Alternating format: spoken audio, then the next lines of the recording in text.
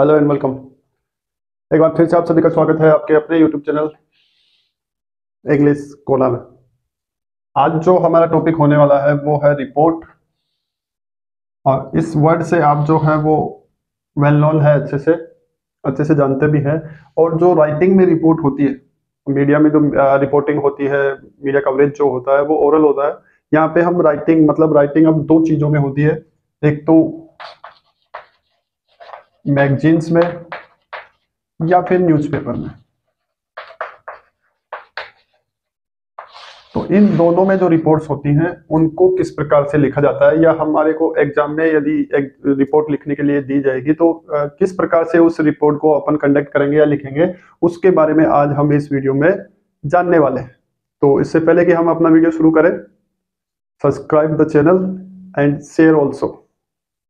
तो चलिए शुरू करते हैं आज का वीडियो। रिपोर्ट जो है वो एक लेटिन वर्ड से बना हुआ वर्ड है। लेटिन लैंग्वेज में एक वर्ड है और उससे ये रिपोर्ट वर्ड बना है। और वो जो लेटिन वर्ड है वो है ये वाला। और इसका जो मीनिंग होता है वो होता है टू ब्रिंग बैक।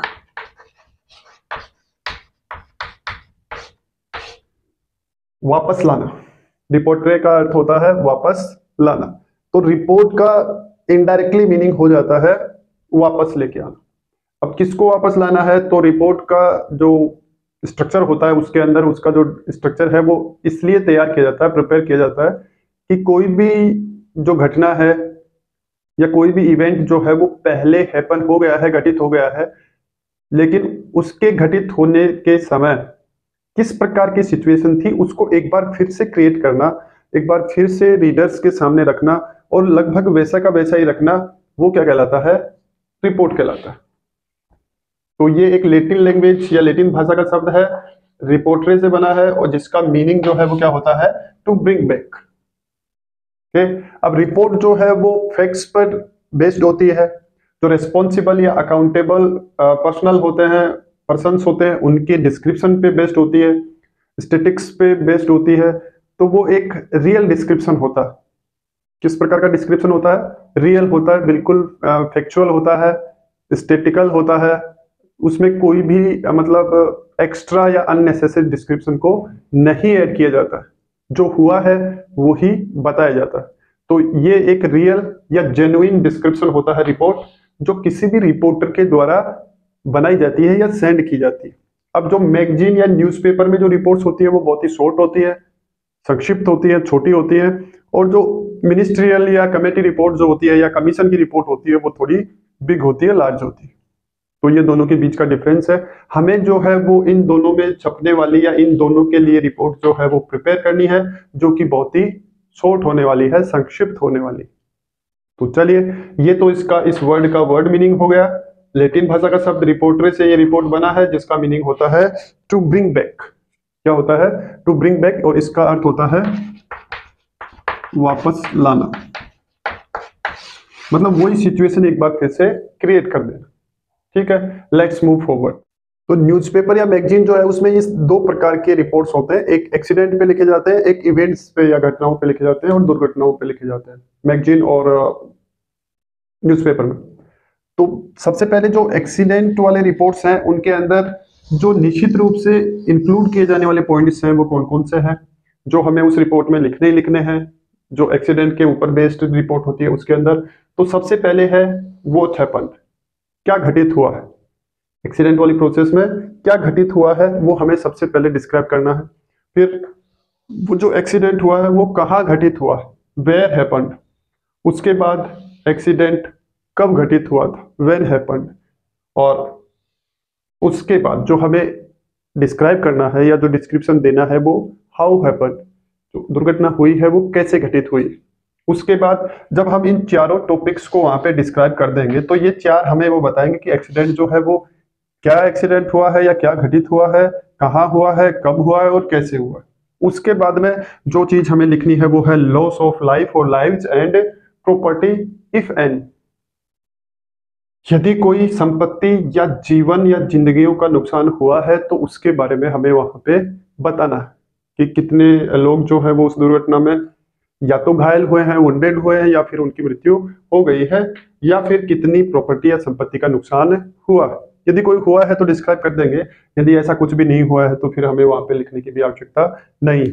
उसके बाद में लिखना है डिटेल्स। किसकी डिटेल्स?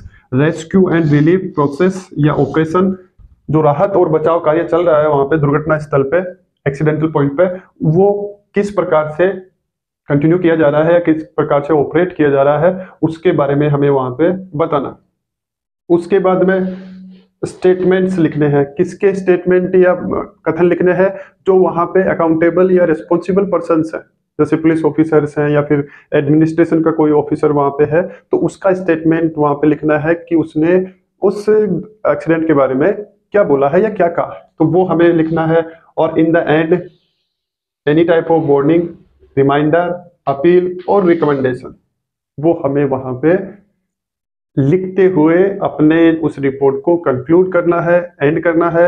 लास्ट में या तो हम कोई भी चेतावनी जारी करेंगे उस रिपोर्ट में, आग्रह करेंगे, सुझाव या सिफारिश या अनुशंसा करेंगे, रिकमेंडेशन देंगे, या फिर एक रिमाइंडर देंगे जिससे कि वैसी दुर्घटना रिपीट नहीं हो, इसके लिए हम लोगों को अलर्ट कर सके। तो ये जो मुख्य मुख्य बातें हैं वो किसी भी एक्सीडेंट के ऊपर लिखी जाने वाली रिपोर्ट के अंदर हमें शो करनी पड़ती है या दिखानी या लिखनी पड़ती है। तो आप इनका ध्यान रखें, क्या घटित हुआ है, कब घटित हुआ है, कहाँ घटित हुआ है, कब घटित हुआ है, कैसे वो दुर्घटना हैपन हुई, उसके बाद में जान माल का कितना नुकसान हुआ है, उसके बाद जो राहत और बचाव कार्य है, रेस्क्यू एंड रिलीफ प्रोसेस या ऑपरेशन जो है वो किस प्रकार से ऑपरेट किया जा रहा है, वहां पे जो अकाउंटेबल या रेस्पॉन्सिबल पर्सन्स हैं या ऑफिशियल्स हैं उनके स्टेटमेंट्स लिखने हैं। और in the end of the report we write any warning, reminder, appeal, recommendation to aware और alert the people about this type of accidents. तो ये हमारा प्रोसेस होगा एक्सीडेंट के ऊपर रिपोर्ट लिखने का। अब इसका जो दूसरा पार्ट है, मतलब किस पे अपन लिख सकते हैं, वो है इवेंट्स। इवेंट्स के लिए रिपोर्ट लिखते समय हमें किन बातों का ध्यान रखना है या क्या क्या उसके अंदर इंक्लूड करना है, वो देखते हैं आगे वाले पोर्शन में, आगे वाले पार्ट में, जो कि इस वीडियो का नेक्स्ट पार्ट है उसमें। Let's move. इवेंट्स का जो रिपोर्ट होगा उसके अंदर हमें जिन जिन चीजों को इंक्लूड करना है उस रिपोर्ट के अंदर, उनके बारे में एक बार एक फटाफट नजर मार लेते हैं। नेम ऑफ द इवेंट, किस इवेंट के ऊपर रिपोर्ट लिखी जा रही है उसका नाम लिखना। ओकेजन क्या है, किस अवसर पे वो इवेंट आयोजित किया जा रहा है या ऑर्गेनाइज किया जा रहा है उसको मेंशन करना।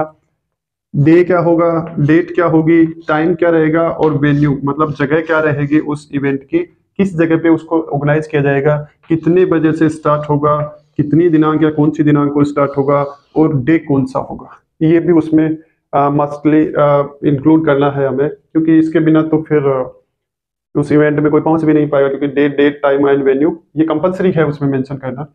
यदि उस इवेंट के लिए कोई चीफ गेस्ट है, मुख्य अतिथि है, तो उसका नाम भी मेंशन करना, यदि है तो नहीं है तो फिर उसको हम छोड़ देंगे। उस इवेंट के अंदर यदि कोई कल्चरल प्रोग्राम है किसी भी टाइप का तो उसको भी मेंशन करना, यदि है तो मेंशन करेंगे, नहीं है तो फिर नहीं करना। जो भी चीफ गेस्ट वगैरह या जो गेस्ट आए हैं उनका यदि वहां पे उस इवेंट में स्पीच होने वाला है तो उसको मेंशन करना कि किस किस ने वहां पे स्पीच दिया था। डिस्ट्रीब्यूशन, वहां पे जैसे प्राइज डिस्ट्रीब्यूशन हुआ था या क्या हुआ था उसको डिस्क्राइब करना अपनी रिपोर्ट में। और एंड में जो ऑर्गेनाइजर्स हैं उन्होंने सभी के आने पर जो थैंक्स बोला, किस तरह से शुक्रिया अदा किया, उसको डिस्क्राइब करना। तो किसी भी इवेंट के ऊपर जो रिपोर्ट लिखी जाती है उसके अंदर ये चीजें जो है वो मोस्ट इंक्लूडेड पॉइंट्स है। नेम ऑफ द इवेंट, की इवेंट का नाम क्या था, किस अवसर पर उसको ऑर्गेनाइज किया गया था, कितनी दिनांक, कौन से दिन, समय और जगह पे उसको ऑर्गेनाइज किया गया था, चीफ गेस्ट कौन थे, कल्चरल प्रोग्राम हुआ या नहीं हुआ था, स्पीचेज किस किस के हुए, भाषण किस किस ने दिया, डिस्ट्रीब्यूशन हुआ या नहीं हुआ, प्राइज या खाने पीने का जो भी था, जो डिस्ट्रीब्यूशन हुआ वहां पे वो वहां पे अपने को लिखना है। और एंड में ऑर्गेनाइजर्स की तरफ से जो थैंक्स दिया गया या फिर जो वहां पे जिनको बुलाया गया था उन्होंने थैंक्स बोला ऑर्गेनाइजेशन को, तो वो जो है वो अपन को वहां पे मेंशन करना होगा। तो दो प्रकार के रिपोर्ट्स अपन लिख सकते हैं एक्सीडेंट और इवेंट्स पर, जो कि मैगजीन या न्यूज़पेपर में पब्लिश किए जाते हैं। उनमें किन किन पॉइंट्स को अपन इंक्लूड करेंगे इसके बारे में देखा। अब रिपोर्ट लिखते समय कौन कौन सी चीजों का हमें विशेष ध्यान रखना है, ख्याल रखना है, कैसे हम उसको एक अच्छी रिपोर्ट कंडक्ट कर सकते हैं, लिख सकते हैं, उसके बारे में जो महत्वपूर्ण बातें हैं, इंपॉर्टेंट नोट्स जो हैं वो अभी अपन डिस्कस कर लेते हैं फटाफट। Let's move. तो रिपोर्ट लिखने के लिए जो मेन टिप्स हैं क्या क्या होने वाले हैं। तो इसके अंदर पहला जो टिप है वो है टाइटल को लेकर। टाइटल यानी शीर्षक। शीर्षक जैसा कि हमने आर्टिकल में शीर्षक को पेज के बीचों बीच लिखा था, ब्लॉक या ब्लैक बिग ब्लैक लेटर्स में, वैसे ही लिखना है। इसके टाइटल को भी, रिपोर्ट के टाइटल को दोनों तरफ इक्वल स्पेस छोड़ते हुए पेज के बीचों बीच टाइटल को लिखेंगे। और टाइटल जो है वो उस एक्सीडेंट या फिर इवेंट जो था उससे रिलेटेड ही होना चाहिए, जो कि अट्रैक्टिव हो, आई कैचिंग हो। दूसरा जो हमारा काम होगा, टाइटल लिखने के बाद में उसके नीचे जिसने रिपोर्टिंग की है, जिसने वो रिपोर्ट लिखी है, उसका नाम मेंशन करना। नेम ऑफ द रिपोर्टर, जिसने रिपोर्ट लिखी है उसका नाम लिखना, नेम लाइन लिखना मतलब।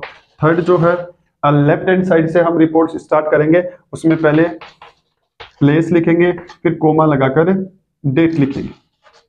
क्या लिखेंगे?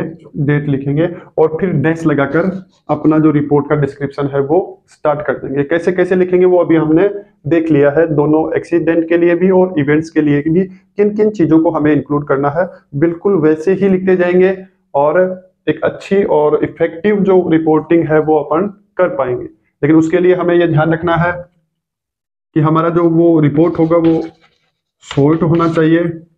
उसके अलावा हमारी जो लैंग्वेज है वो बहुत ही, एक तो रिच होनी चाहिए, समृद्ध होनी चाहिए, और उसके अलावा सिंपल होनी चाहिए। लेकिन साथ साथ सिंपल इतने भी नहीं कि इम्प्रेस नहीं कर पाए, इम्प्रेसिव भी होनी चाहिए।